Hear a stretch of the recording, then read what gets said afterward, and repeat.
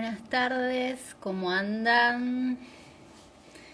Bueno, aquí estamos. Les anuncié con poquito tiempo porque, bueno, siempre estoy viendo de hacerlo un poco espontáneo el vivo, así que seguimos con este ciclo de charlas que bien llamar Manual Básico de Existencia, donde vamos viendo distintos temas de interés que tienen que ver por lo general con el plano emocional, con la educación emocional y con otras cositas que yo voy tomando de los pedidos que me van haciendo, de las cosas que van pasando aquí en el consultorio y demás. Así que bueno, mientras se van conectando, les voy contando que este vivo va del tema de la culpa. La culpa es uno de los puntos más de sufrimiento que traen muchas personas aquí a consulta.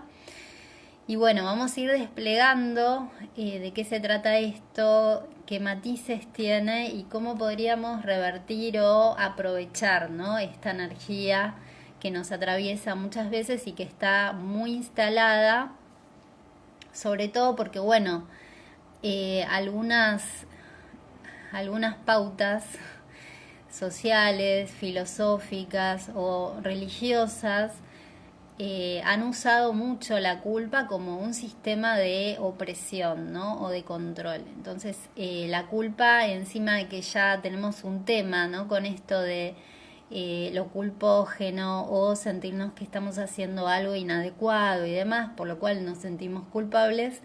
Bueno, sobre todo la religión ha hecho mucho en torno a, de alguna manera, embanderarse, ¿no?, con la culpa como si fuera algo bueno o como si fuera algo moral. Entonces, bueno, eso acentuó mucho los temas que tenemos en general con la culpa. Bueno, ¿qué es la culpa? Tanto como el enojo y como otras emociones que son muy desagradables porque traen mucho sufrimiento a la persona, la culpa tiene que ver con un aspecto nuestro que de alguna manera nos está avisando que estamos haciendo algo fuera de nuestras conductas aceptables socialmente, sobre todo, ¿no? Tiene un aspecto muy condenatorio en principio de castigo, donde se nos prende una alarma ahí donde nos sentimos fuera de, transgrediendo o fuera de ese sistema, ese código de normas que nos dicen qué es lo que está bien y qué es lo que no está tan bien. Entonces tiene mala prensa la culpa, como les decía, el enojo y otras emociones, porque trae mucho sufrimiento y obviamente conectarse con la culpa es muy desagradable. Entonces lo primero que tenemos que entender es que si sentimos culpa, hay una voz interna que nos está acusando de algo. Siempre en Gestalt o en autoasistencia psicológica, que es la línea que vamos a explorar y que yo siempre estoy divulgando y compartiendo, siempre hablamos de una energía que se polariza, se divide en dos polos, ¿sí? En este caso es culpador-culpado, pero hemos hablado en algunas otras ocasiones de la exigencia, el exigidor exigido, de la crítica en la autoestima. Si ven el video de autoestima hablo de esto, crítico criticado. Entonces siempre cuando trabajamos una energía, un aspecto que nos está doliendo, vemos dos voces que nos habitan, que son esos diálogos automáticos que tenemos, que en la conciencia suceden al unísono y al mismo tiempo, en simultáneo, y lo que hacemos en proceso de terapia es ponerlos en conciencia, ese diálogo. Entonces, antes de entrar en ese diálogo, observamos estas voces de cómo es, en este caso, nuestro culpador interno. Entonces, una de las cuestiones a ubicar es empezar a delinear este personaje interno que todos tenemos, de cómo nos acusamos, cómo es esa voz inculpadora, acusativa, que nos va a estar marcando seguramente esos códigos morales o aceptados socialmente, donde ahí nos sentimos quizás fuera de lugar.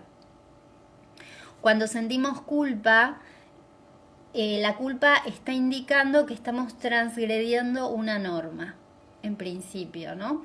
El tema es, si mi culpador interno es severo, es crítico, es aplastante, es como muy taxativo, muy absolutista de todo o nada, y tiene una forma de acusarme donde lejos de mejorar mi conducta, en todo caso, lo único que hace es aplicar un castigo y condenarme, entonces esa culpa va a tener una función distorsionada, va a tener una función más bien condenatoria, castigadora.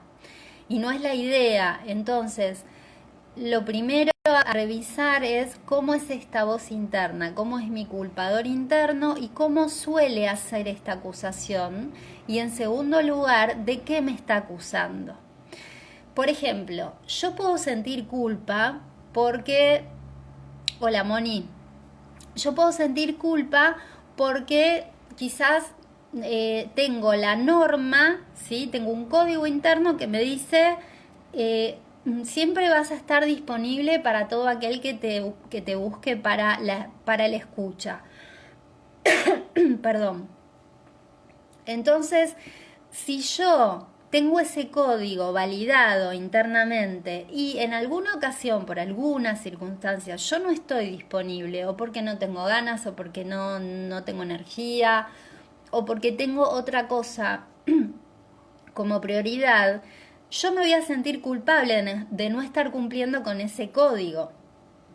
Ahora, si además de eso mi culpador me dice, me está acusando, me está oprimiendo y me está diciendo qué mala que sos, qué mala que sos, qué mala hija, vos deberías estar ahí siempre disponible, etcétera, etcétera.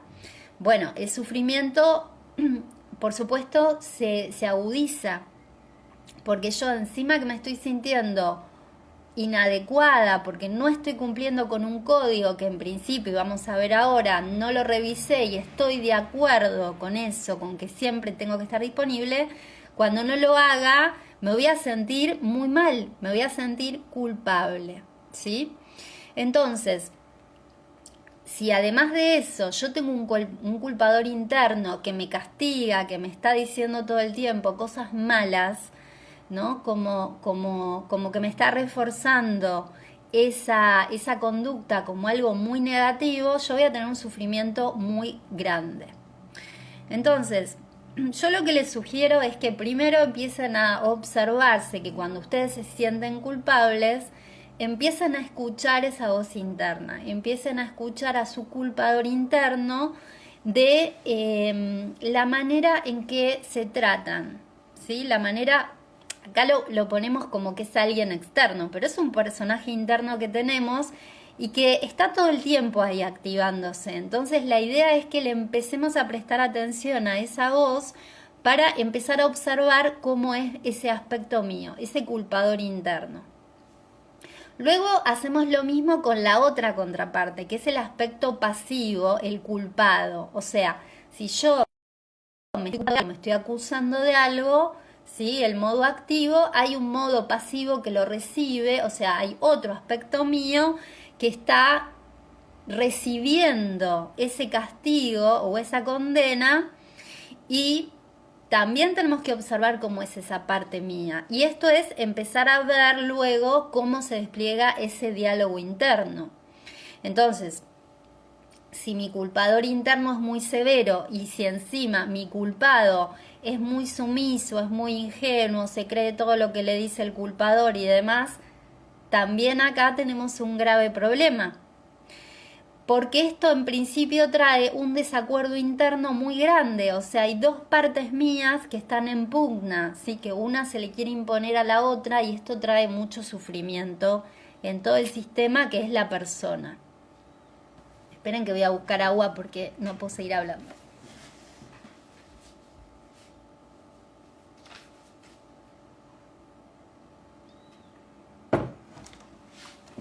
Bien, si quieren me pueden ir haciendo preguntas, así yo las voy tomando para el final del vivo. O si les va resonando esto que les voy contando. Cuando vemos cómo es nuestro culpador y cuando vemos cómo es nuestro culpado, esto lo podemos hacer en el mismo momento de sentir la culpa o en general uno empieza a hacer este entrenamiento de la escucha, de la observación fuera de la situación, como a posteriori, ¿no? Entonces esto es lo que hacemos en terapia. Bueno, a ver, ¿qué es lo que te hace sentir culpable? Y ahí nos metemos a ver cómo son estos personajes. Luego, cuando ya tienen más entrenamiento y más fluidez en esta observación, lo pueden hacer en el mismo momento que se están sintiendo culpables. Una vez que ya tenemos más o menos observados, ¿no?, cómo son estos personajes y vemos que justo encajan en una estructura de mucho sufrimiento mutuo, ¿sí?, sobre todo porque el culpador es muy opresivo, es muy severo, es muy condenatorio.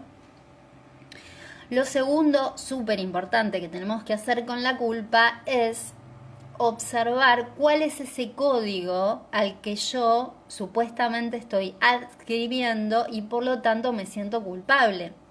Porque a veces la culpa la solucionamos observando que el culpador tiene que bajar 2 cambios y tiene que ser, en todo caso, un avisador, un colaborador, más amoroso, más como de sugerir o de decir, mirá, la próxima vez tengamos en cuenta que si estás ocupada podés responderle a esta persona, mirá, ahora no puedo, pero más tarde te voy a contestar. Entonces es una manera de tener en cuenta eso que yo adscribo como código, que sería, en el ejemplo que puse, estar disponible para escuchar, pero no me castigo cuando no lo hago, simplemente me estoy dando una pauta amorosamente no de castigo, sino de, bueno, ¿qué hacemos con esto? Si vos te sentís mal con esta situación y la querés cumplir, yo te ayudo a que lo podamos hacer de una manera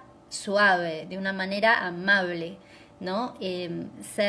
La gentileza, creo que también la gentileza es muy necesaria en el mundo, pero en particular yo veo que en las personas tienen un automaltrato que está muy instalado, que está muy naturalizado, por supuesto, por otros maltratos o destratos que hemos recibido en la educación, en muchas fuentes, ¿no?, de acompañantes, ¿no?, maestros, familiares, etcétera. Entonces empezamos a naturalizar un destrato, un maltrato que luego lo aplicamos puertas adentro. Y no nos damos cuenta que muchas veces tenemos instalado incluso frases que apoyan ese destrato, ¿no? Por ejemplo, sos hijo del rigor. Si no te tengo cortito, no lo haces.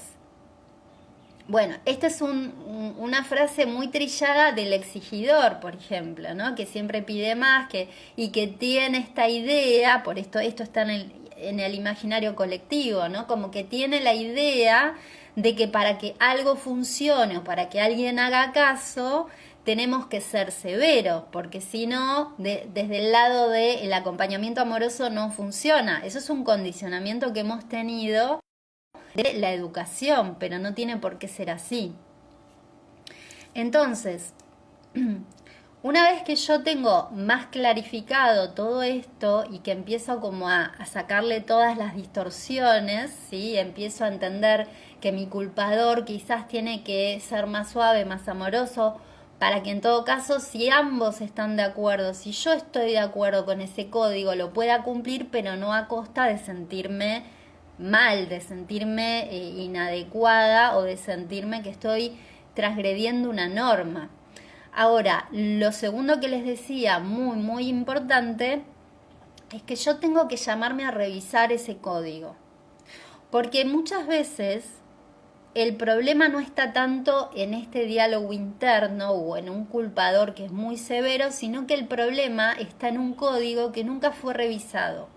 Y que cuando yo lo pongo bajo revisión, en realidad no estoy de acuerdo al 100%. Quizás yo puedo estar de acuerdo en estar disponible para el otro en la escucha, siempre y cuando yo tenga ganas y tenga energía para eso. O sea que la palabra siempre, que antes estaba en el código anterior y que a mí me hacía sentir culpable, cada vez que yo no cumplía con ese siempre, que es un término muy absoluto y que siempre lo encontramos, solemos encontrar en estos códigos culpadores, ¿no?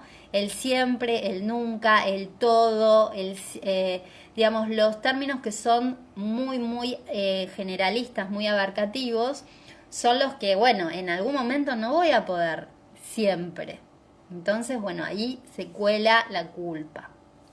Cuando yo reviso el código y empiezo a observar que yo no estoy de acuerdo, a veces cuando la persona se pone a revisar el código se da cuenta que no está de acuerdo en nada del código, pero quizás ya poder reformularlo en una porción de ese código, o sea, quizás yo no estoy de acuerdo con una parte, pero sí estoy de acuerdo con otra. Y por eso muchas veces la culpa funciona, porque de alguna manera yo estoy dándole validez a ese código que para mí es moralmente aceptable. Entonces, ¿qué se hace ahí? Se modifica el código. ¿Para qué? Para que sea un código que yo pueda cumplir, que no me sienta que estoy transgrediéndolo. Sobre todo, les insisto en esto de los términos que son definitivos, absolutistas, ¿sí? Del todo nada, del siempre o el nunca. ¿Por qué? Y porque en algún momento vamos a fallar y no es por falta de voluntad a veces, es simplemente porque, bueno, es algo demasiado severo, demasiado perfeccionista, ¿no? Entonces, bueno, dicho todo esto, si alguna tiene alguna pregunta, con esto es la idea general que yo les quería comentar de la culpa. Muchos quizás vean el vivo en otro momento, entonces en ese caso, si ustedes tienen alguna inquietud, me pueden dejar en comentarios de este vivo, me lo dejan abajo, entonces yo les puedo responder ahí en ese diálogo, porque probablemente algo que ustedes planteen les sirva a otras personas. Así que siempre está bueno, primero para, bueno, para ver uno poder desandar algún malentendido o alguna cuestión que quiera preguntar, y porque esto le puede servir a otros. Así que bueno, si quieren comentarme ahí si les resonó, si se sienten culpables muchas veces o pocas o nunca, si le ha servido esto que estuve comentando, bueno, lo que quieran compartir. Ahora tenemos unos minutitos más y si no hay ninguna pregunta, bueno, nos vemos en el chat, en los comentarios de este video, para cuando lo puedan ver más tarde y puedan recibir esta información, reflexionar sobre esto y demás. Voy a revisar a ver si me perdí de algo ahí. Facu, ¿cómo andás? El tema es un temón. El tema de la culpa es un temón.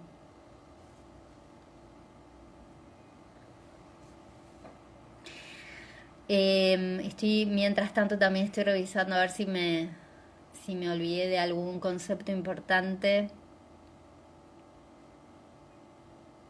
Creo que no. Acá es interesante el trabajo que se hace en el consultorio, porque ahora, bueno, más o menos yo les planteo el tema, se los comento, pero cuando hacemos la experiencia vivencial, siempre esto es como el trabajo puro en sí mismo, porque una cosa es reflexionar sobre esto y otra muy distinta es vivenciarlo, como lo hacemos en la sesión de observar cómo es mi culpador y actuarlo, ponerle voz, ponerle cuerpo, sentir cómo es esa energía, qué tan tenso, qué tan rígido está cuando estoy en ese lugar, y uno lo hace, ¿no? Uno se pone en el culpador y actúa como tal, y luego se cambia al otro lugar, espacialmente te mueves del lugar y actúas el culpado, y el culpado quizás está en el piso, hecho un bollito, ¿no? Con mucha debilidad, con mucho miedo, con mucho malestar. Entonces, bueno, ahí este es el trabajo interesante de hacer, así que si alguno quiere probar en alguna sesión, se lo súper recomiendo. Esto con cualquier temática que toquemos es un trabajo muy similar. El que hacemos es un enfoque desde la Gestalt, que es esta terapia existencialista, humanista, que es básicamente una terapia que no se centra solamente en lo verbal, no hacemos un trabajo solo desde la palabra, sino que hacemos una experiencia vivencial. Y esto es lo que puede posibilitar un cambio en la conducta de la persona y un darse cuenta, como le llamamos en Gestalt, que es un insight, es una revelación, ¿sí? Que nos mueve el intelecto, pero también nos mueve las emociones, a veces incluso el cuerpo físico, nos cambia la cara, se empieza a mover la energía, y esto es un trabajo realmente muy profundo y muy transformador. Así que se lo súper recomiendo. Bueno, dejo aquí entonces este tema. Eh, Escucho sus comentarios para ahí hacer el intercambio cuando puedan, cuando yo también pueda retomar esto. Y les mando un saludo muy grande y que estén muy bien, que tengan una buena semana. Adiós.